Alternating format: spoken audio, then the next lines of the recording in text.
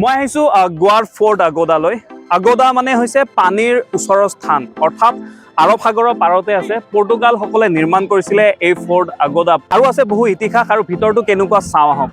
গোৱাৰ আৰৱ সাগৰৰ কাষতে থকা এটা ধুনীয়া জেগা, বিৰাট ধুনীয়া জেগা ফৰ্ট আগোদালৈ। যদি আপুনি গোৱালৈ আহিছে আৰু এই ঠাইখন ভ্ৰমণ কৰা নাই, তেন্তে আপোনাৰ গোৱা ভ্ৰমণ আধৰুৱা হৈ ৰ'ব। বলক আৰম্ভণিৰ পৰা দেখাওঁ। আমি আহি পালোঁ আৰু আহিয়েই টিকটৰ শাৰী, আৰু আপুনি আহি দেখিব সন্মুখত ইয়াতে কেইখনমান দোকান আছে, কিবা কিবি আছে। বিশেষকৈ ছানগ্লাছ আছে, আপুনি ইয়াতে ছানগ্লাছ কিনিব পাৰে, বিৰাট ধুনীয়া ধুনীয়া আৰু কম দামতে পাব। যিয়ে নহওক, টিকেটৰ শাৰী পাতি আমি টিকেট কিনিলোঁ আৰু বিৰাট ধুনীয়া এটা পৰিৱেশ। ভিতৰত সোমাইছোঁ, একদম প্ৰাকৃতিক পৰিৱেশেৰে ভৰা, যথেষ্ট অজস্ৰ মানুহে বিভিন্ন ঠাইৰ পৰা। আৰু এই ফৰ্ট আগোদা নিৰ্মাণ কৰা হৈছিলে 1612 খ্ৰীষ্টাব্দতে। পৰ্তুগীজসকলে নিৰ্মাণ কৰিছিলে এই আগোদা। বিশেষকৈ সেই সময়ত বিভিন্ন শত্ৰুপক্ষত যুদ্ধ কৰে, সেই সময়ত যথেষ্ট যুদ্ধ বিগ্ৰহ চলি আছিলে, আৰু শত্ৰুৰ যিবিলাক আক্ৰমণ, আৰু সেই আক্ৰমণৰ পৰা বাচিবলৈ এইটো এটা ডাঙৰ কিলা তৈয়াৰ কৰিছিলে তেওঁলোকে। এইটো ফৰ্ট আগোদা নিৰ্মাণ কৰিছিলে। আৰু ইয়াতে এটা লাইট হাউচ আছে, যিটো সমগ্ৰ এছিয়াৰ ভিতৰতে, আমি যদি গোটেই এছিয়াৰ ভিতৰত চাওঁ, আটাইতকৈ পুৰণি লাইট হাউচ এইটো। আৰু ইয়াৰ পৰাই সাগৰৰ যি দৃশ্য, সঁচাকৈ অকল্পনীয় দৃশ্য, বিৰাট ধুনীয়া লাগিব আপোনালোকৰ।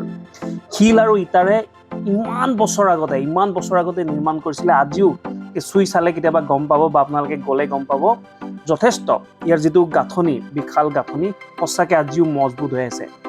অতি পুৰণি, কিন্তু একদম মানে ক'ব লাগিব যে কি ধৰণে বনাইছিলে, কি কাৰ্য আছিলে তেওঁলোকৰ।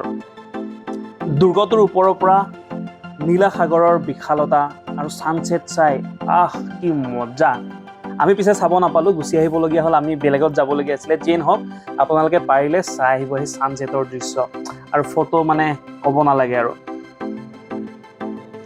ইয়াত আহিলে, আপোনালোকে যদি আহিম বুলি ভাবে, ইয়াত আহিলে আটাইতকৈ ভাল সময় হৈছে অক্টোবৰৰ পৰা মাৰ্চ মাহলৈ। নৰ্থ গোৱাত থাকি ল'ব। নৰ্থ গোৱাৰ পৰা যিকোনো স্কুটি বা টেক্সি ভাড়া কৰি ইয়ালৈকে আহিব পাৰে, সহজতে আহিব পাৰে। আজিৰ ভিডিঅ'টো কেনেকুৱা লাগিল কমেণ্টত জনাব। যদি ভাল পাইছে তেন্তে লাইক, ছাবস্ক্ৰাইব কৰিব মোৰ চেনেলটো। ধন্যবাদ।